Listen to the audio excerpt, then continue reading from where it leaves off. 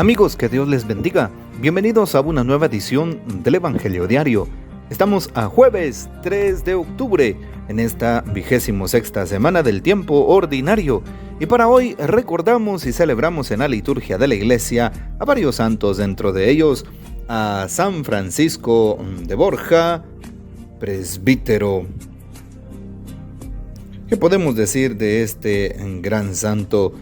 San Francisco de Borja fue precisamente un gran santo, un sacerdote jesuita de Valencia, España, en el año 1510, en los estados pontificios al 1572.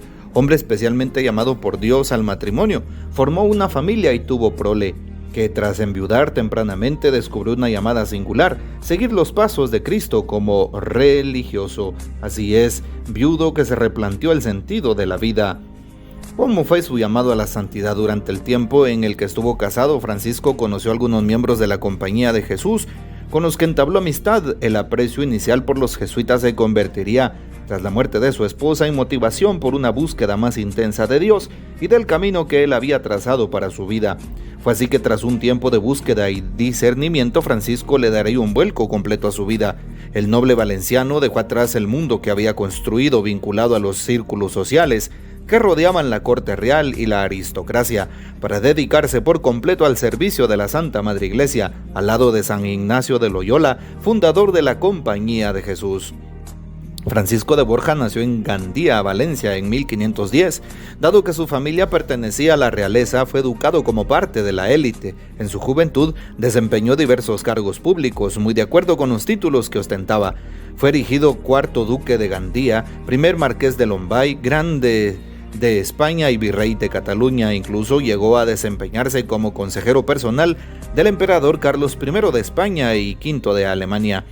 Con solo 19 años, el buen Francisco había contraído matrimonio con doña Leonor de Castro y su hogar fue bendecido con 8 hijos, a quienes crió con gran esmero.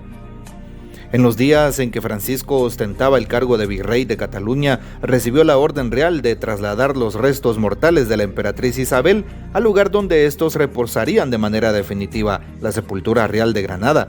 El viaje tomaría varios días. Cuando el virrey llegó al lugar donde estaba el cuerpo de la emperatriz, según el protocolo fúnebre de la época, pasó a la cámara donde había sido colocado. Tenía que verlo, reconocerlo y certificar oficialmente el deceso de Isabel. En el instante en que vio el cadáver, un abismo de espanto se abrió frente a sí y sintió un vacío sin precedentes. El rostro de la difunta emperatriz, alguna vez lleno de lozanía y frescura, yacía enfrente desfigurado, deforme, en franco proceso de descomposición. Haber contemplado, aunque sea solo por unos momentos, tan lamentable espectáculo produjo estragos en su interior. La muerte había merecido sus habituales seguridades y trocado de golpe su forma de entender la vida. El virrey había decantado por vez primera la fatuidad de la existencia humana, siempre aferrada a castillos de arena que ocultan su caducidad y miseria hasta que se desploman. Años después, el santo se refería a estos acontecimientos como el día de su conversión. De ahí su célebre promesa: no serviré nunca más a un señor que pudiese morir. Después de la muerte de Leonor, su esposa, y de haber cuidado a sus hijos según lo debido, Francisco renunció a sus títulos y bienes e ingresó a la Compañía de Jesús. Allí aprendió a ser servidor de otros y a no esperar ser servido. Incluso por un buen tiempo en la compañía le tocó ser ayudante de cocinero. La formación rigurosa, la oración y el estudio fueron ennobeleciendo su alma y preparándolo para el sacerdocio. Vale recordar que Jesús instauró en el mundo un tipo diferente de nobleza. Así llegaría el día de su ordenación y el consecuente nombramiento como provincial de la Compañía en España. Abrió nuevos conventos y colegios y se convirtió en consejero de reyes y prelados. Se sabe incluso que el Papa solicitaba su opinión y discreción. Para 1566 el santo fue nombrado tercer superior general de la Compañía de Jesús y bajo su mandato se fortaleció el espíritu misionero de la orden. En lo que respecta a la educación, Francisco de Borja se convertiría en el impulsor del Colegio Romano a cargo de la Compañía, que más tarde se convertiría en la prestigiosa Universidad Gregoriana. San Francisco de Borja murió la medianoche del 30 de septiembre de 1572. De él diría el famoso padre Verjus, biógrafo del santo y también miembro de la Compañía de Jesús: San Ignacio de Loyola proyectó el edificio y echó los cimientos. El padre Laínez construyó los muros. San Francisco de Borja techó el edificio y arregló el interior, y de esta suerte concluyó la gran obra que Dios había revelado a San Ignacio. Pidamos pues la poderosa intercesión de este gran santo, San Francisco de Borja, viudo y presbítero. También hoy recordamos a María Josefa Rossello Benedetta de Italia, así que pedimos la intercesión justamente de esta santa que fue religiosa. Y para hoy tomamos el texto bíblico del Evangelio según San Lucas, capítulo 10, versículos del 1 al 12. En aquel tiempo designó el Señor a otros 72 discípulos y los mandó por delante de dos en dos a todos los pueblos y lugares a donde pensaba ir, y les dijo: la cosecha es mucha y los trabajadores pocos. Rueguen por tanto al dueño de la mies que envíe trabajadores a sus campos. Pónganse en camino, los envío como corderos en medio de lobos. No lleven ni dinero, ni morral, ni sandalias, y no se detengan a saludar a nadie por el camino. Cuando entren en una casa, digan: que la paz reine en esta casa. Y si allí hay gente amante de la paz, el deseo de paz de ustedes se cumplirá. Si no, no se cumplirá.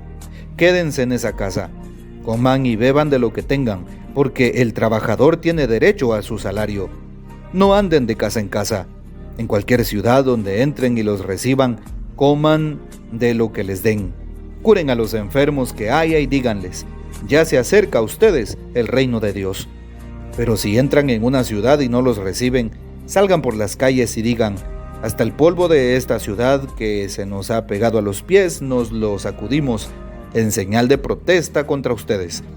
De todos modos sepan que el reino de Dios está cerca. Yo les digo que en el día del juicio Sodoma será tratada con menos rigor que esa ciudad. Palabra del Señor, gloria a ti, Señor Jesús. Bueno, la importancia que tiene para hoy el envío que hace Jesús. Así es, el documento de Aparecida que justamente se realiza en el 2007 allá en ese hermoso lugar de Brasil, nos recuerda que somos discípulos y misioneros de Jesucristo.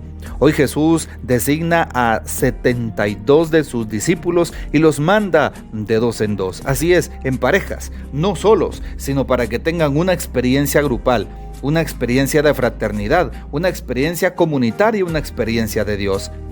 Así es, ¿y qué pide al demás pueblo santo? Pide que oremos. Por eso recuerda, la cosecha es mucha y los trabajadores pocos. Rueguen por tanto al dueño de la mies que envíe trabajadores a sus campos. Por eso todo cristiano debería de sentirse comprometido y llamado para ser misionero. ¿Sí? Quiero contarte algo en mi experiencia que le cuento a mi pastoral de evangelización. Cuando era seminarista no me agradaba la palabra misión, no me identificaba con evangelización. Yo decía, es un tema que le enseñan a uno, pero que realmente no tiene mucho sentido, no es tan agradable. Sin darme cuenta de la grandeza que supone este envío de Jesús, sin reconocer qué significaba, hasta que ya vi la necesidad espiritual de las almas que están alejadas de Dios. Las almas que están en pecado, las almas hoy, por ejemplo, de muchos jóvenes que están en las drogas, en las maras, en el narcotráfico, en la prostitución, en el mundo de la tecnología, inmersos en la pornografía, que son extorsionados o muchas veces que son engañados a través de las redes sociales, y que ahí están los jóvenes y que están tan vulnerables ante tantos temas que muchas veces Satanás el día de hoy los tiene atrapados.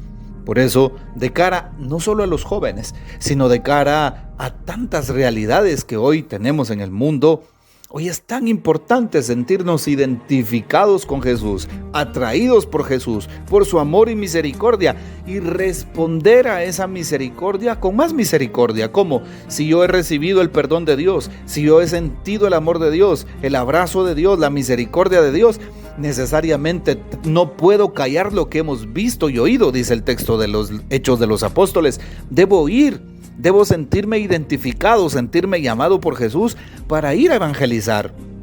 Como dice el texto de hoy, creer en la providencia, no llevar sino solo lo necesario, ir a tocar puerta allá con mi propia familia, con los que no van a la iglesia, con los que no rezan, los que no van a misa, ir a invitar, ir con mis vecinos, tratar de ser un agente de pastoral auténtico, por así decirlo, servidor todoterreno, así lo llamo yo.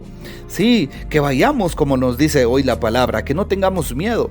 Mi parroquia está en proceso de evangelización y es hermoso ver cómo el Señor toca muchos corazones, muchas familias que en el tiempo de la pandemia se han quedado rezagadas, que ya no van a misa, que ya no oran, que se han olvidado de Dios o que se arman una espiritualidad light a su manera, a su forma de ver las cosas, que no es la espiritualidad que Jesús quiere en el Evangelio ni la espiritualidad que propone la Iglesia.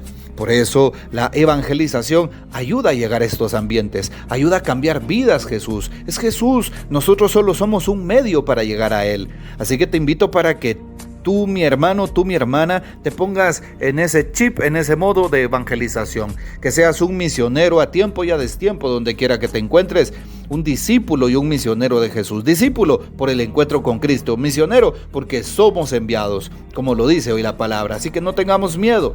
Habla con tu párroco y pregúntale si acepta pues ponerse la camisola de la evangelización. Platícalo si eres parte del consejo de tu parroquia o trata la manera pues de compartirlo con alguien. ¿Para qué? Para salir a visitar hogares, para que no nos quedemos de brazos cruzados, que podamos sembrar el evangelio y contarle a alguien más que Cristo está vivo, que vale la pena y que vale la vida desgastarse por Él, que el Señor nos ama. ¿Cuántos corazones hoy están tristes y con una palabra tuya, con una visita tuya en el nombre de Jesús van a sanar, van a sentirse consolados? ¿Cuántos en pecado van a recibir la gracia de Dios y a sentir la misericordia? ¿Cuántos en oscuridad van a tener la luz de Cristo? Pero solo lo podemos hacer si vamos a evangelizar. Así que no te quedes de brazos cruzados, no te quedes de pie. Más bien empieza a caminar, como dice Isaías capítulo 7, 25, ¿verdad? Felices, dichosos los pies del mensajero que anuncia la buena noticia de salvación. Así que hoy jueves eucarístico, dobla rodillas, pide por la misión y la evangelización, pidamos por la iglesia, por el papa, los obispos, los sacerdotes y por las vocaciones, como hoy lo pide el texto bíblico. Oremos para que el Señor envíe más obreros a su mies. Toca, Señor, los corazones de los jóvenes, toca los corazones de muchos servidores, para que vayan y den testimonio de que estás vivo.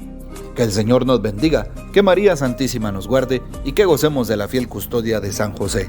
Y la bendición de Dios Todopoderoso, Padre, Hijo y Espíritu Santo, descienda sobre ustedes y permanezca para siempre. Amén. Comparte este audio y hasta mañana.